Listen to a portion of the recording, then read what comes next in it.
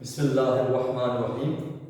अस्सलाम वालेकुम dear students. अब पिछले वीडियो के अंदर जैसे मैंने आपसे कहा था कि हम किसको डिस्कस करने जाएंगे अगली वीडियो के अंदर, example numerical example for discrete series and continue series के स्टेप्स और एग्जाम्पल डिस्कस करेंगे। तो यहाँ पे मैंने एग्जाम्पल ऑलरेडी लिखा हुआ है कि मेरे पास जो एग्जाम्पल है ये डेटा सेट है, मेरे पास ये डेटा सेट है, हमारे पास वेरिएबल है x और फ्रीक्वेंसी है f, और इस किस्म के डेटा सेट को क्या कहते हैं? Discrete series. डिस्क्रीट डेटा, हमारे पास अनग्रुप फ्रीक्वेंसी डिस्ट्रीब्यूशन, ग्रुप ही नहीं है लेकिन फ्रीक्वेंसी हमारे पास है, और सिर्फ इंडिविजुअल को हम अनग्रुप डेटा कहते हैं, अनग्रुप डेटा कहते हैं। अच्छा जी, अब इस किस्म के डेटे के लिए हम डिसाइल्स किस तरह फाइंड करते हैं? वो एग्जांपल में पूछ रहा है कि D6 फाइंड करो, 6 डिसाइल फाइंड करो एंड थर्ड डिसाइल फाइंड करो for this data set, 6 decile and third decile. Okay, अब हम इस किस्म के डेटे के लिए जब काम करते हैं तो सबसे पहला काम क्या करना है? हमने अरेंज करके डेटा को लिखना है। क्या करना है? Arrange the series if needed. अगर जरूरत है तो अरेंज करके लिखो, अगर जरूरत नहीं है यानी कि ऑलरेडी अरेंज है तो फिर कोई जरूरत नहीं है। उसके बाद दूसरा स्टेप आपने क्या करना है? कॉम्युलेटिव फ्रीक्वेंसीज आपने फाइंड करनी है, और तीसरा स्टेप आपने क्या करना है? फार्मूला अप्लाई करना है। किसका? डिसाइल का। किस डिसाइल का? जो आपसे पूछा गया। जिस तरह 6 है तो 6 डिसाइल का फार्मूला अप्लाई करेंगे, थर्ड है तो थर्ड डिसाइल का फार्मूला अप्लाई करेंगे। ओके, अब मैं यहाँ पे आपके सामने एक टेबल और बनाता हूँ, उसके अंदर मेरे पास x होगा और उसके अंदर मेरे पास कॉम्युलेटिव फ्रीक्वेंसीज होगी। ओके, अब मेरे पास x है, हम देखते हैं कि हमारे पास x अरेंज है या नहीं है। अरेंज नहीं है, देखिए हमारे पास अरेंज नहीं है, तो सबसे पहले हमने x को अरेंज करके लिखना है।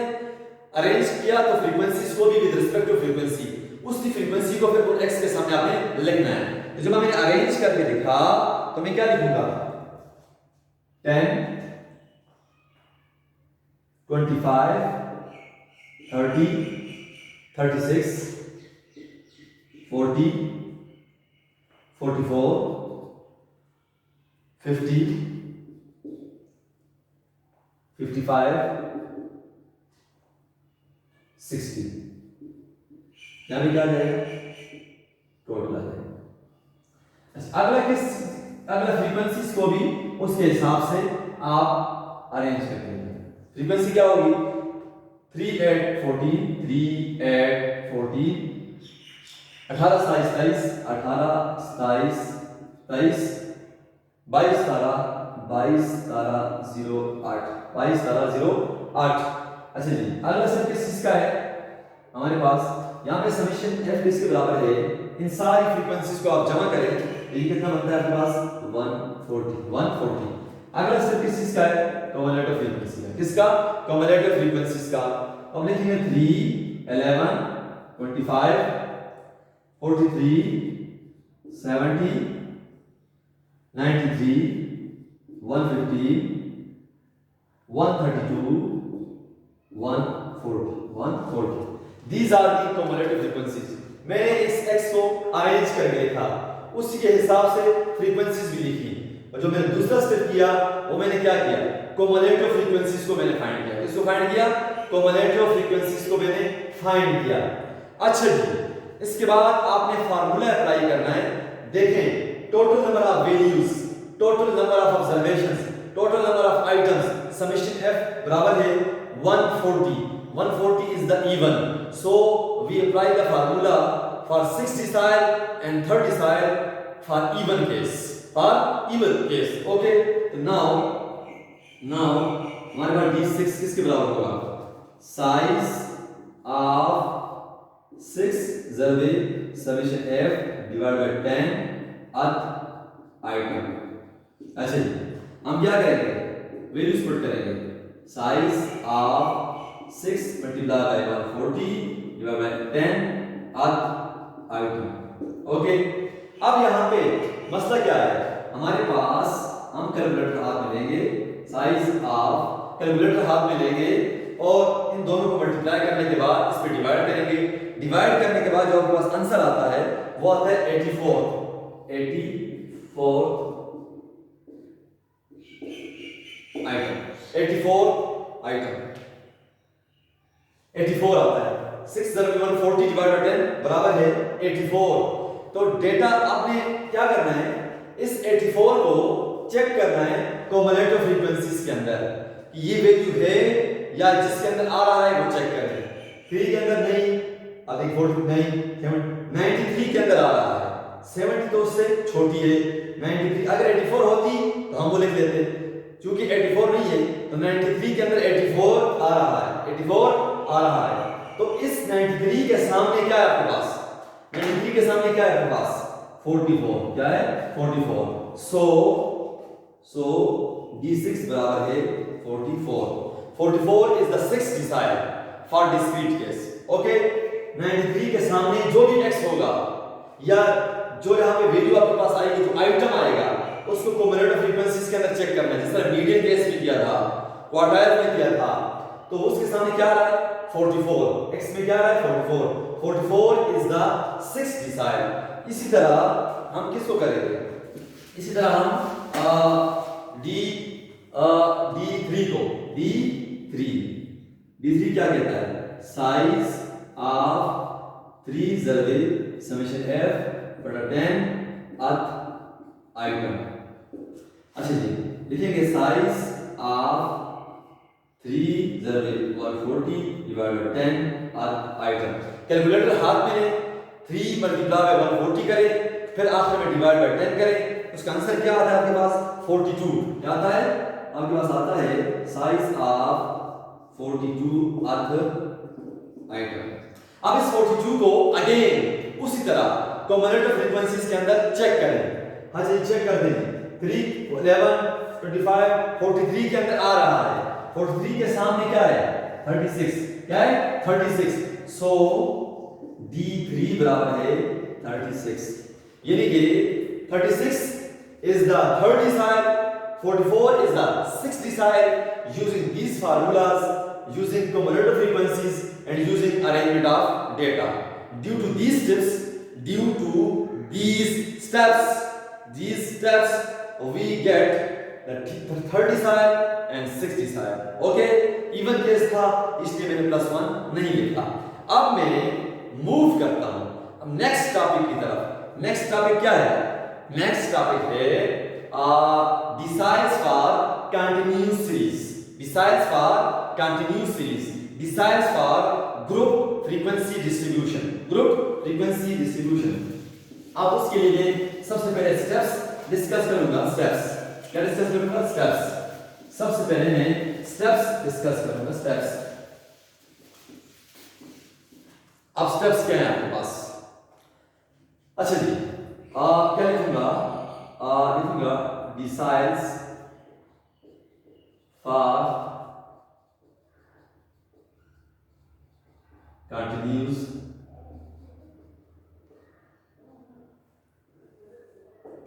continuous series, group frequency distribution, group frequency distribution।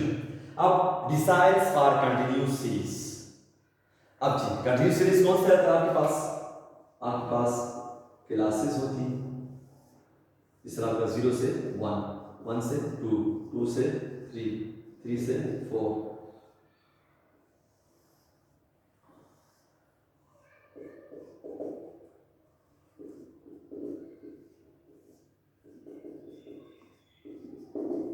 अच्छा, इस किस्म के डेटा सेट को आप क्या कहते हैं, कंटिन्यूअस सीरीज, जिसके अंदर हमारे पास क्लास लिमिट्स होती है, फ्रीक्वेंसी होती है।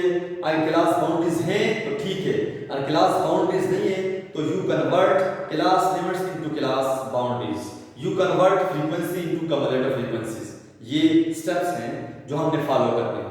ओके, हमारे पास इस किस्म के डेटा सेट के लिए डिसाइल्स फाइंड करने हैं। हमारे पास टोटल 9 डिसाइल्स हैं।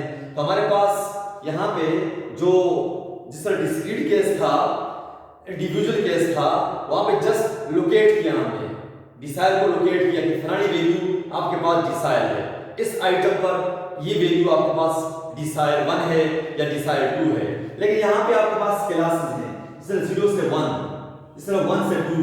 अब यहाँ पे मसला ये है कि आपने सबसे पहला काम ये करना है कि आपने पहले ये पता लगाना है कि इन क्लासेस में से, ये मैंने वैसे लिखा हुआ है, इन क्लासेस में से कौन सी क्लास फर्स्ट डिसाइड की है, कौन सी क्लास सेकंड डिसाइड की है, कौन सी क्लास थर्ड डिसाइड की है।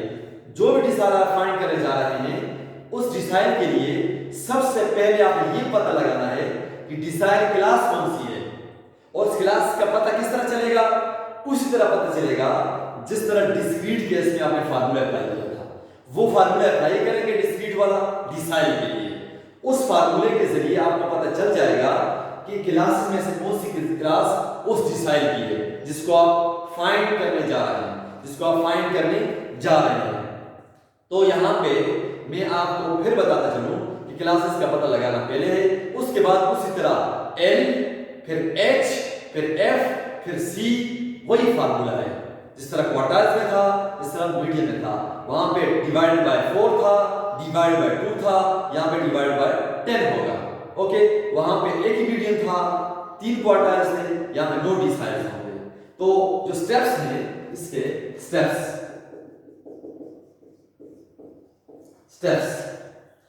आपके पास क्या है, arrange the classes with respect to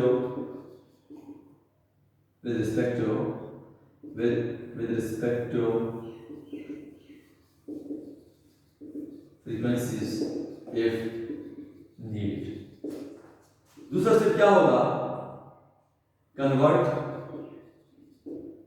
class limits into class boundaries and frequency into cumulative frequency। Third step, apply the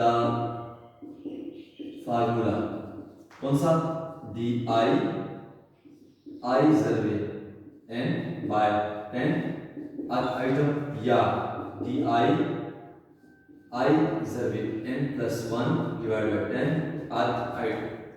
4 क्या होगा, अप्लाई द फार्मूला, कौन सा, D I L plus H और F I serve N by 10 minus C। अच्छा जी, यहाँ पे पहले step के अंदर आपने क्लासेस को अरेंज करके लिखना है विद रिस्पेक्ट टू फ्रीक्वेंसीज अगर जरूरत है। दूसरा काम आपने क्या करना है, अगर क्लास बाउंड्रीज नहीं गिवन यानी क्लास लिमिट्स में, तो convert class limits C dot L into class boundaries C dot B and frequency into cumulative frequencies. Class boundaries आपने फाइंड करनी है और क्युमुलेटिव फ्रीक्वेंसीज आपने फाइंड करनी है। तीसरा स्टेप, आपने वही फार्मूला यूज करना है जो आपने डिस्क्रीट में यूज किया डिसाइड्स के लिए, आपने आइटम को फाइंड करना है। इस आइटम के जरिए आपको क्लास का पता चलेगा, किसका पता चलेगा, क्लास का पता चलेगा। The class which contain the decide first, which contain the decide second, जिसके लिए आप काम कर रहे हैं। यहां से आपको पता चल जाएगा कि कौन सी क्लास किस डिसाइड की है, ये वाला फार्मूला के जरिए। और ये चौथा जो स्टेप है, ये वाला जो फार्मूला है, इस फार्मूले के जरिए आप डिसाइड को एस्टिमेट करते हैं, इसकी वैल्यू को। यहां से क्लास में तो आपको पता चल जाएगा, मिसाल के तौर पर ये क्लास है आपके पास 2 से 3, अब डिसाइड 2 है या 3 है या इसके बीच में वो क्या है, उसके लिए ये फार्मूला अप्लाई करें। अब मैं जनरल फार्मूला आपके सामने लिखता हूं, फिर मैं एक एक को आपके सामने डिस्कस करता हूं, उसी तरह जिस तरह डिस्क्रीट केस में था। ओके, अब मैं यहां पे जनरल फार्मूला ये लिखता हूं,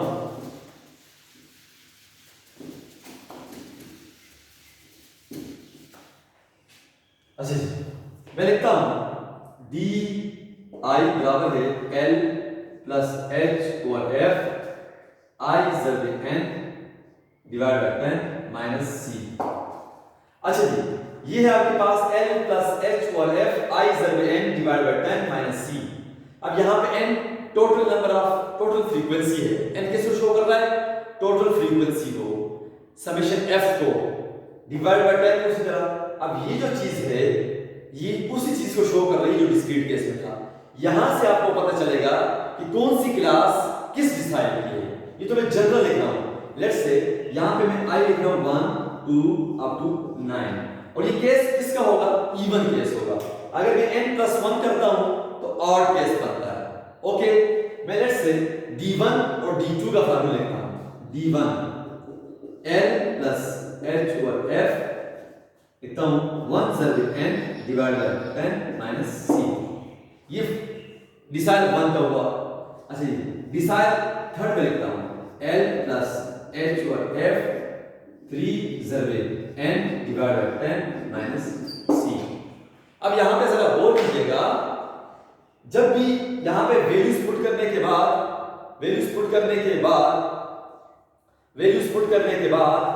आप क्या करोगे? वैल्यूज पुट करने के बाद यहां पे इस चीज इन दोनों का पहले डिफरेंस लेंगे, डिफरेंस लेने के बाद इन दोनों को डिवीजन लेंगे, डिफरेंस और डिवीजन इन दोनों का आपस में मल्टीप्लाई करेंगे और आखिर में n में जमा करेंगे। इसी तरह आप यहां पे d4 का फार्मूला फाइंड कर सकते हैं, d6 का, d7 का, जिसका भी फार्मूला चाहिए आपको उसकी आप यहां पे वैल्यूज पुट करें। i की जगह उसकी वैल्यूज पुट करें, i की जगह इसकी वैल्यूज पुट करें। अच्छा जी, i की जगह इसकी वैल्यूज पुट करें। तो मैं यहां पे इसको थोड़ा सा एक्सप्लेन कर रहा हूं आपके सामने। यहां पे किस तरह कि d1 बराबर l plus h over f, यहां पे n बाय 4 माइनस c। तो यहां पे l क्या होगा? Lower class boundary of the first decile class, frequency of the first decile class. h क्या होगा? क्लास इंटरवल, और ये चीज डिस्क्रीट वाला। यहां से आपको क्लास का पता चलेगा। किसका पता चलेगा? क्लास का। किसकी क्लास का? फर्स्ट डिसाइल की क्लास का। और c क्या होगा? cumulative frequency preceding the first decile class। जब क्लास का पता चल जाएगा तो ये सारी चीजें खुद बहुत निकलेंगी। इसी तरह मैं लिखता हूं d7 l plus h over f 7 survey n by 10 minus c। Sorry, यहां पे मैंने 4 लिखा था, यहां पे वैसे 10 है, 10 होता है, 10 है मतलब डिसाइल। अच्छा, l क्या होगा? Lower class boundary of the 7 decile class. h is the class interval, f is the frequency of the 7 decile class. और ये चीज यहां से पता चल जाएगा कि कौन सी क्लास 7 डिसाइल की है। और c cumulative frequency preceding the 7 decile class. इसी तरह थर्ड डिसाइल, इसी तरह 9 डिसाइल, इसी तरह फर्स्ट, सेकंड, थर्ड, फोर्थ, जो भी आपने फाइंड करना है। याद रखिएगा कि इन फार्मूलों को यहां पे सबसे पहले इन दोनों को माइनस करना है, माइनस करने के बाद इन दोनों को डिवाइड करना है। इन दोनों के आंसर मैं आपके सामने मेंशन करता हूं कि ये जो है इन दोनों का आंसर और ये जो है इन दोनों का आंसर आप उसमें क्या करेंगे? मल्टीप्लाई करेंगे, आखिर में जमा करेंगे। आखिर में अगर आप इस तरह कैलकुलेशन करेंगे तो आंसर ठीक आएगा, और अगर आप इस तरह कैलकुलेशन नहीं करेंगे तो आपका आंसर बिल्कुल गलत होगा। याद रखिएगा कि आप बारी बारी आप खुद भी इसके साथ लिखें कि वेयर लिखे था कि वेयर एल फलाना, एच फलाना, एफ फलाना, मतलब के साथ लिख लें, हर एक फार्मूले के साथ लिखें कि एल, जिसमें मैंने यहाँ पे आसान तरीका है, lower class boundary of the first decile class, class interval, frequency of the first decile class, cumulative frequency preceding the first decile class. इसी तरह 7 decile class, third decile class, फलाना जो भी है। तो इसको सीखें और इसको समझें और फिर कमेंट्स करें। ओके, फिर कमेंट्स करें। तो इंशाल्लाह हम नेक्स्ट करने जा रहे हैं, जो वो है आपके पास numerical example for continuous case. Numerical example for continuous case कि how we find deciles for continuous series, how we find the deciles for group frequency distribution। तो नेक्स्ट वीडियो के अंदर मैं आपके सामने इंशाल्लाह न्यूमेरिकल एग्जांपल को डिस्कस करूंगा, तब तक अल्लाह हाफिज।